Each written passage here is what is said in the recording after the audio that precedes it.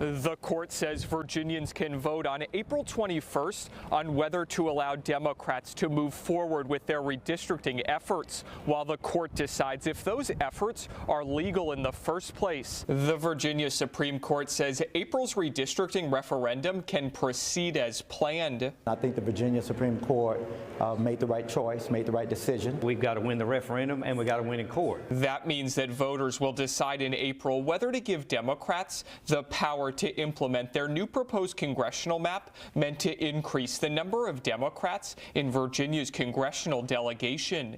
Governor Abigail Spanberger saying the court's decision is important so voters know when exactly they can cast their ballot. I am focused on having clarity for us to be able to communicate to people. It's not necessarily an emotional issue for me. Meanwhile, both Democratic House Speaker Don Scott and Republican House Minority Leader Terry Kilgore say they're confident their sides will win in court, but admit for now redistricting is in the hands of Virginia voters. The Supreme Court basically said what we've said all along, which is that Virginia voters will and should have the final say in redistricting in Virginia. We're going to make the case to Virginians that this is unfair, this is unprecedented, and quite frankly, it's against the law. The timeline set out by the court means that any ruling on the merits of the case will likely come after the referendum is over. If voters approve of the referendum, that decision will decide the outcome of redistricting in the Commonwealth. At the state capitol,